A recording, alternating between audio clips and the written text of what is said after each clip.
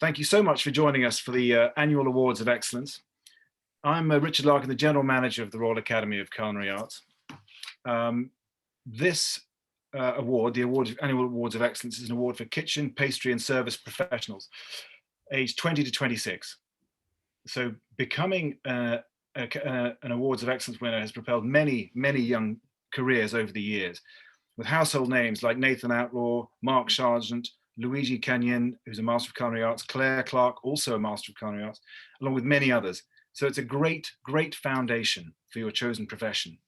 Now today we're going to speak to Colin Farrer, but before we do, I'm just going to talk through some of our category chairmen in the three categories. So first of all, for pastry, we have Yolandi Stanley, MCA, and Sarah Hartnett. And for service, we have John Cousins and Sergio Robetti, who are both here joining us today. It's good to see you here. And for the kitchen, we have Martin Nail and Howell Jones. So don't forget to enter the Annual Awards of Excellence Lockdown Awards. And again, they're slightly different from the procedures in normal years. Obviously, with the pandemic, we've had to make some changes. And the task here is to share with us something that you feel proud of, that you have achieved during your time in lockdown. So during the time since March last year. Now that could be anything from additional work activities that you've undertaken in your job. It can be voluntary work, and it can be developing your knowledge or learning a new skill. So in order to communicate that to us, could you send an email to daniel@royalacademyofculinaryaarts.org.uk with your entry? So that's daniel@royalacademyofculinaryaarts.org.uk. And that's before the deadline of the 2nd of June. And the winners will be announced by Jason Atherton, our chairman, on 7th of July 2021. And he's chairing the Annual Awards of Excellence. Now, at this point, I'd like to thank our sponsors. And without these sponsors, none of this would be possible at all. So I'll just talk through the sponsors. First of all, Act Clean, the Berkman Wine Cellars, Maple from Canada, Champagne Laurent Perrier, Malden Sea Salt, the Savoy Educational Trust, Woods Food Service, WPA Healthcare, the Caterer, and the Staff Canteen. So, another point to note is before we start this interview, if anyone's got any questions for our speaker, please use the chat feature, which I'm sure by this stage you're all familiar with, using the everyone setting so everyone can see it. And I'll go through them and ask them at the end. Okay, so keep the questions coming and we'll see if we can get through them at the end. So now I'd like to introduce Colin Farrer, the Annual Awards of Excellence 2018 Young Chef of the Year. Now, Connor won a title under the eagle eye of John Williams, who's joining us here today at the Ritz in London, has since gone on to work with Thomas Kellar at Per Se in New York and is now working as a chef de partie at the Restaurant Sat Bains. Quite a CV. Connor, welcome. Hi, you're right. Very well. Good to see you. Good to see you too. Well, we're very glad to have you here, and hopefully your story will inspire people and show people what sort of career you can build, and what you can experience and study during your Annual Awards of Excellence process, and also obviously the result of that, the award and the travel and knowledge that goes with that too. So first of all, what prompted you to join it in the beginning? It may seem like an obvious question, but what was the first thing that sort of pushed you in that direction, or person perhaps? I entered the awards while I was at the Ritz. We always looked to the Annual Awards as excellence of being the pinnacle competition for my age group. We had previous winners that gone on and done really, really good things. So yeah, I wanted my chance. Every year, chef would come into the kitchen and he'd speak to the boys and he'd encourage us. And he'd say, who's going to enter this year? And he actually asked me to enter the previous year. I didn't think I was ready then, but he respected my word, and it was ignored. And it wasn't ignored. It was just it wasn't mentioned again. But chef being chef, and he's obviously the most punctual person I've ever met. 1 year to the day, he approached me again, and we both mutually thought I was ready for it. Okay. Well, it's great that you're getting so much support from your employer, of course. And what was your experience of it? I mean, everything from starting off to once you'd focused on it, you decided that's what you're going to do, and you got, I'm presuming you got some pretty heavy support from your employer. But Yeah, yeah. so, what was So, your experience of the awards? How did you prepare for it? And so, what was your training like? Was it tailored to it specifically, or? so I'd never actually done a competition before. So seeing chefs from restaurants you'd eaten at, and seeing the judges who are people that I've constantly looked up to in the industry, and seen as inspiration throughout my career, it kind of threw me off at first. But once I started cooking on the day, and I was cooking food that I'd constantly cooked, practiced, believed in, I was in the zone fairly quickly. I Mm. was lucky to have some incredible mentors while I was training, and the best piece of advice I was given was, on the day you've essentially practiced all of your dishes, and you could probably cook them all blindfolded. So just treat it like a busy Saturday night service and have fun. Mm. Well, that clearly worked for you very well. So, hats off to you there. And what about the when you found that you were the top scorer? How did that go down? Yeah, it's one of them evenings that's it's I'm never gonna forget. Like it was made that bit more special for me because Chef was actually the one that announced it. It was at Claridge's, and he saved the kitchen department until last. I don't think it actually sunk in as to what it truly meant until we announced it. You've got all these incredible mentors there. You've got industry giants, and I was on stage at Claridge's, one of the biggest hotels in the world, and he's given me the biggest hug. My plus one for the evening was my brother, so to have both of them there was incredible, and I was so proud and honoured. Sounds amazing. And presumably, when you were there, you met some other outstanding people who were in the competition. So presumably, there was quite a networking opportunity. Yeah, so I find at quite a young age, chefs move to work at or some chefs move to work at a specific restaurant in a specific part of the country where they might not know a lot of people outside of their work family. So meeting people of a similar age and position in their career as themselves, or as, yeah, gives them someone to talk to outside of work. And I still talk to people that were in my year at the awards, and we follow each other on social media. We watch the progression as we go through our careers. So yeah, massive confidence booster for me, as I was quite shy and constantly thought I wasn't good enough to do anything like this. In the same year, I entered Young National Chef of the Year, and after the competitions were all fizzled out, Chef actually helped me with my next step in my career, is to move to New York to work at Per Se. I was going to say, what was the reception like when you returned to work? But clearly, your boss has just presented you with the award. It was going to, maybe it takes the edge off it, but presumably Oh, that it's was incredible. big, Yeah, the big reception step in back your at career. work was great. Yeah. Yeah, yeah, and presumably that's great. You can pass it to people who are in the kitchen. You can try and prompt them to go for it, give them a nudge. It makes it that much more believable. If someone in your team who's done it, then you feel, yes, you can do it, and you can sort of follow that. Oh yeah, definitely. It's yeah, I feel like when you see someone in your kitchen that's achieved it, it definitely makes you feel maybe I can do it, or maybe Yeah, yeah. yeah. Well, it sounds extraordinary. What an extraordinary achievement. I think the next thing we're going to talk about is the trip abroad. Now, you managed to do quite well on that front. I Yeah. understand. So, just for those who haven't been through the process, the annual awards of excellence involves the three highest scores are offered work experience, are given some sort of foreign work experience and study, we call it. And it's a very important way of broadening horizons, looking at different ways of operating, and also being alongside your fellow winners who are of the three different disciplines. So you wouldn't necessarily spend so much time with someone on the service side or on the pastry side, but there you are all together at the time, learning something new in a new environment. So I think that offers very. I understand the three highest scorers that year offered experience at the Fat Duck, Yeah. and you also went on educational trips with Cafe Musetti and to learn about the Italian art of coffee, and to Mexico, courtesy of our sponsor, the wonderful Savoy Educational Trust. Yeah. Perhaps, Yeah. perhaps that each one of those is a fairly extraordinary visit with an awful lot to recommend it. Perhaps you want to start with the Fat Duck and talk us through what happened there, how that went. So the Fat Duck was incredible. Yeah, I'd only at that point in my career, I'd only worked at the Ritz, so it was amazing for me to see how the kitchen was run, the structure and the thought process that goes into each of the dishes. It was insane. Like one of the pastry dishes, it's considered to be the one of the most complex pastry dishes in the world.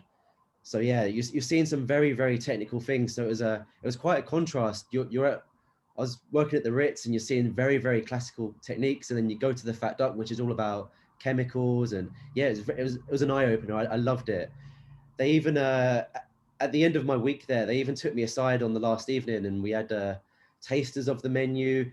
They put me down and gave me the same experience that the customers would have in the restaurant. So yeah, it was very, very special. It's extraordinary. And did you? I suppose another thing to note here is that because you'd started off as an apprentice, as I understand, so you've been through the whole sort of process, really. So the academy's been a large part of your life Oh for a yeah, number of yeah, years.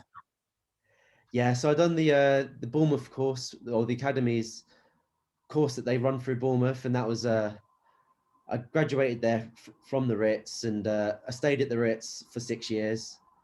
Absolutely loved my time there, and between me and Chef, we thought moving to New York was the next right move in my career. And Yeah, well, it sounds. I mean, what a place to start. oh You've yeah, you've yeah, done your course, and then you're landing in the Ritz. What an extraordinary foundation to lay, and then to go on into this.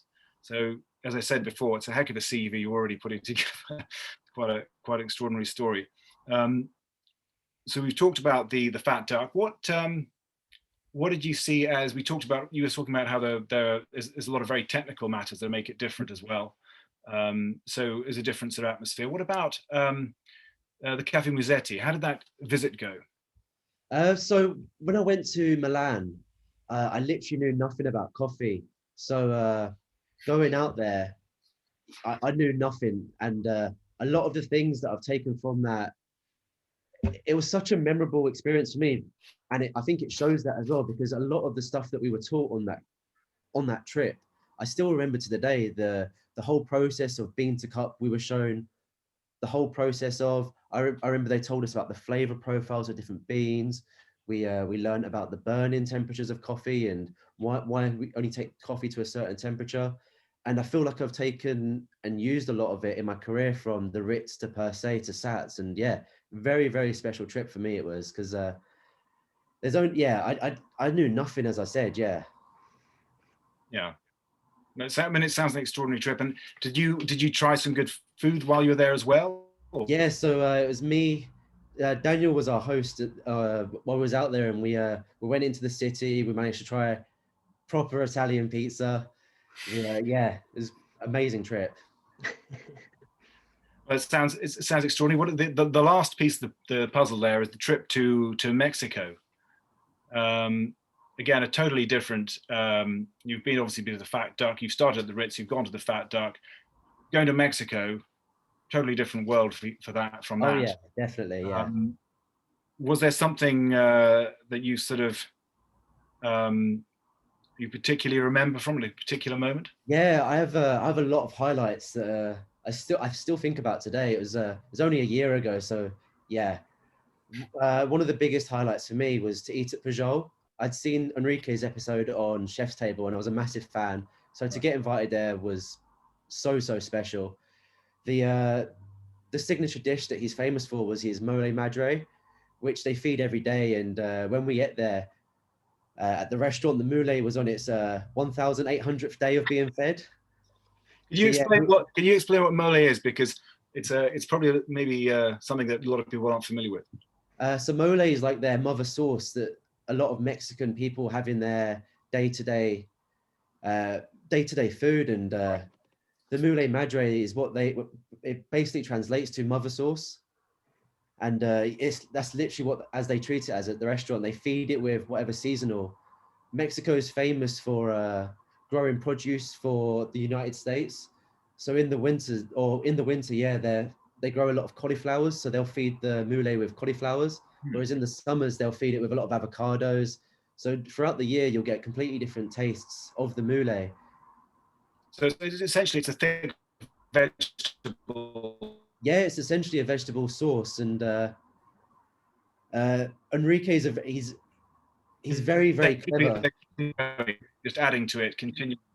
Yeah, and they've got this specific recipe of spices that they add to it if it's not as they want it to taste on that specific day.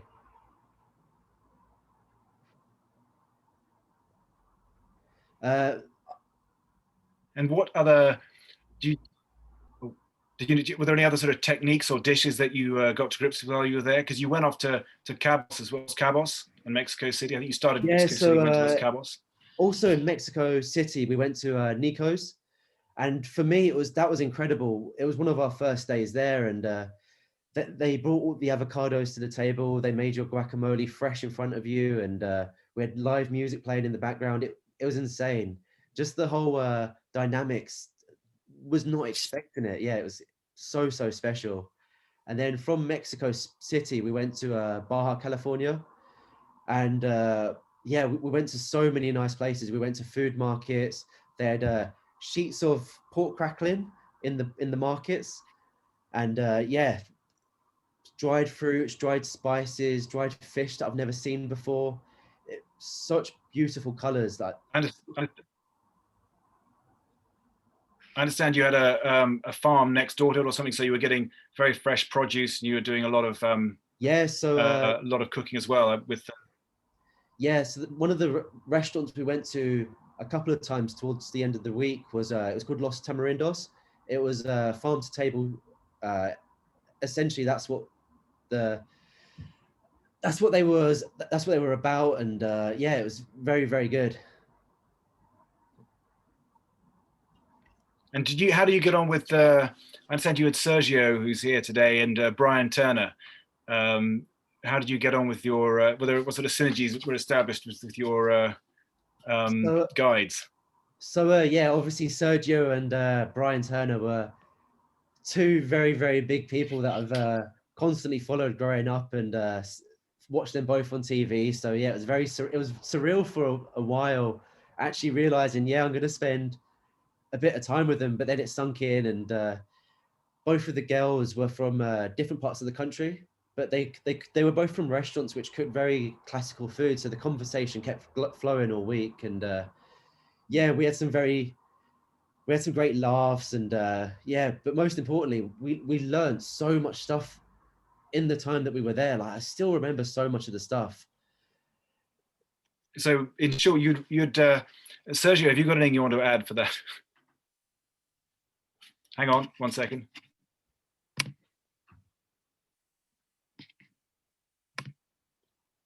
As Connor said, it was an amazing educational trip, really, and we learned so much.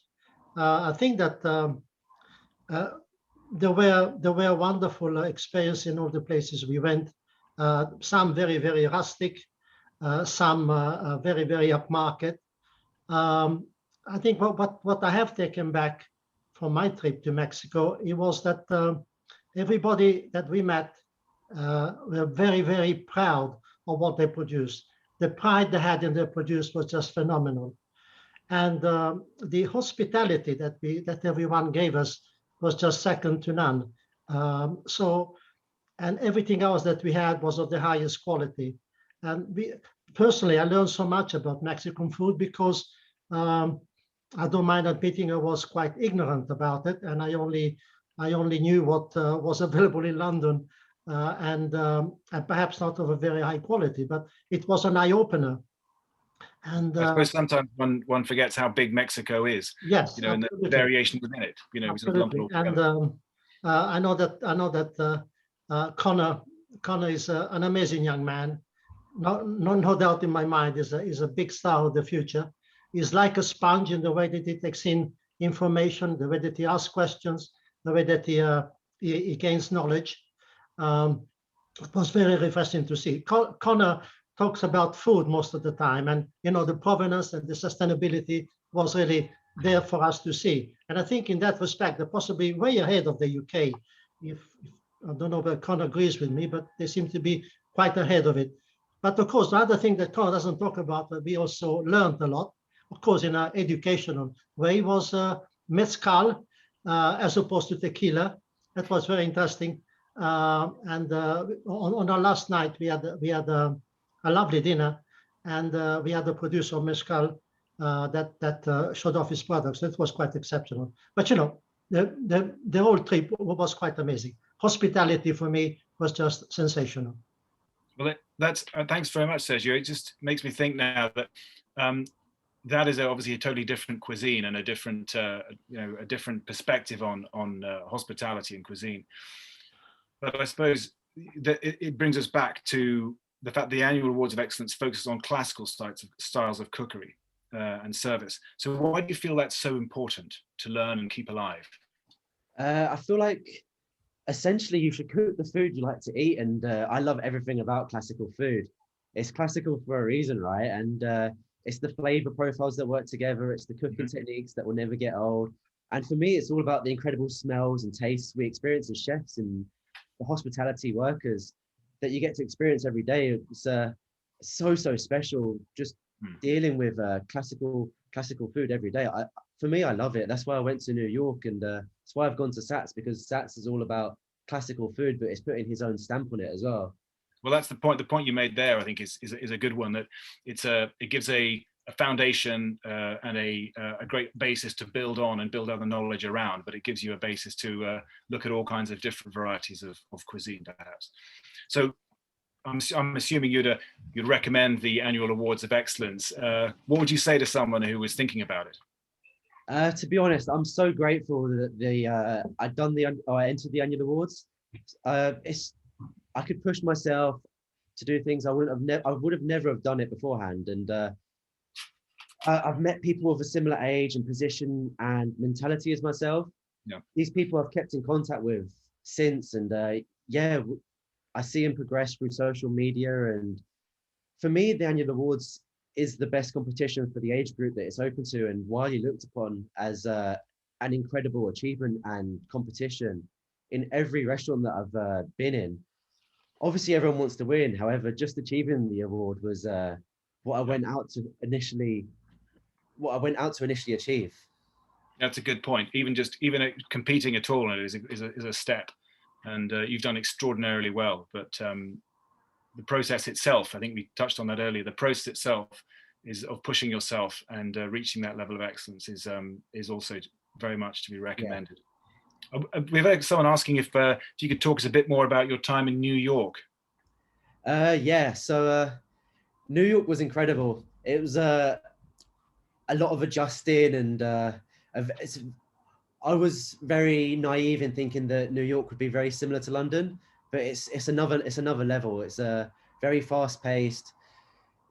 It's the food scene's incredible. In England, we've got a lot of Indian and Chinese food, whereas out there there's a lot of sushi. There's a massive Korean scene out there.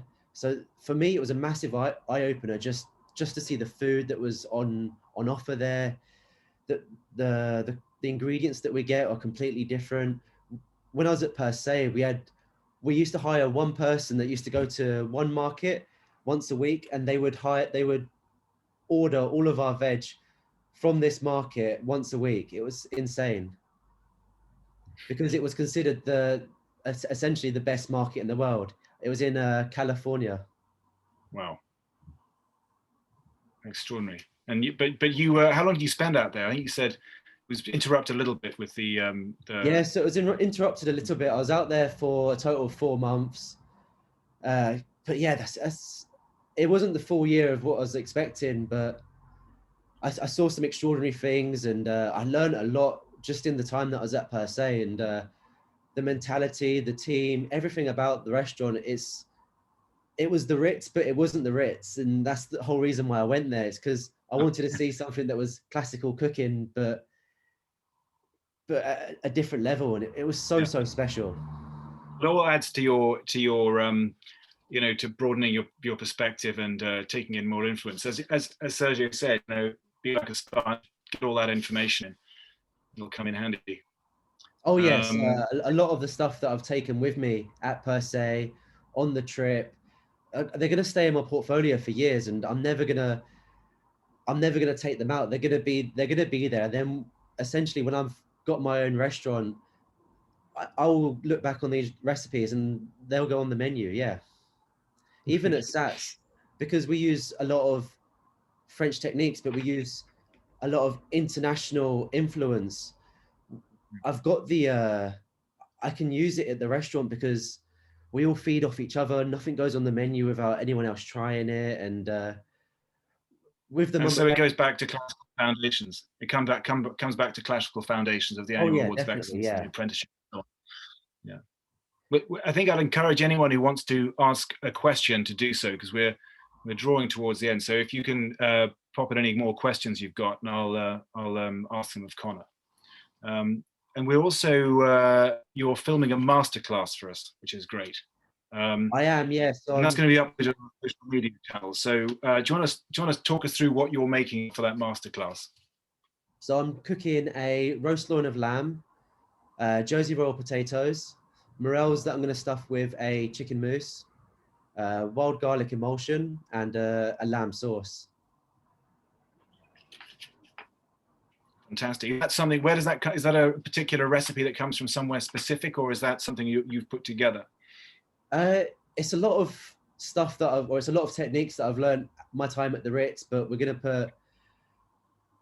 to use some Sat techniques, and it's very much Chef John Williams and Sat Bains influenced. Yeah, I'm sure. Yeah. And you said before you've seen the other videos of people putting their annual awards of excellence masterclass in there. Yeah, so on our website. yeah. So you had a bit of preparation. Yeah, I've watched Spencer's and I've watched Thomas's. Well, so yeah. So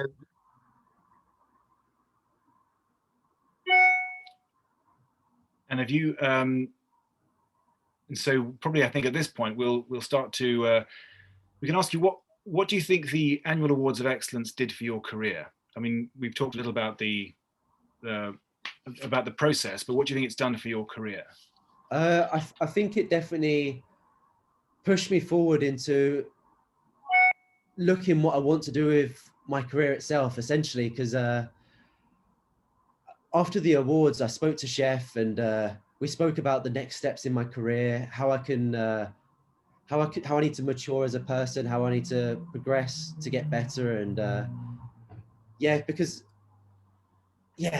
obviously doing a competition helps you in a very positive way. Just Chef wanted to help highlight the fact that we can't let that overcomplicate things. So yeah, we spoke quite a bit, and he helped me in my next steps in my promotion and the next steps in my career, which was great. Yeah, well, it sounds like, I mean, you've had a great path so far. We'll wish you the best as things continue. Again, I think it's probably worth me flagging up just for the viewers that the annual awards of excellence lockdown awards are something which is specific to what we're doing now. And if you can share with us something that you feel proud of that you've achieved during lockdown since March last year, could be anything from additional work activities you've undertaken, voluntary work, or developing your knowledge, or learning a new skill. Could you email Daniel at royalacademyofculinaryaarts.org.uk with your entry before the 2nd of June? If you could do that, that'd be great. I think we're now drawing to the close here, but hang on 1 second. Some interesting questions come from Sarah Jane Staines, the CEO of the Royal Academy of Culinary Arts. Going back to Bournemouth and Poole, how did you hear about the course? How did you get involved in this process of getting into the industry? So when I was at school, I wanted to be a chef from the age of 14, and when we got to year 10, we had to do work experience in our chosen profession. So obviously, my mum's pushed me in my career 110%. We emailed all the top 5-star hotels in London, and the Ritz was the only one that actually got back to us. And I spent all my summer holidays there, and I spent my summer holidays there and all the half terms there. So I just kept coming back. Chef couldn't get rid of me, and eventually he showed me about the course. He he introduced me to the Bournemouth and Poole College. He introduced me to the academy, and it was a massive eye opener. I never knew about the world, and so yeah. Obviously, straight after school, I'd done the Bournemouth course, and I was very, very fortunate enough to go back to the Ritz, back to where I spent all this time, all this work experience, and it was a very, very special point in my career, doing the Bournemouth course and my time at the Ritz. Yeah, I loved it, and I look back and I've only got fond memories of the Ritz.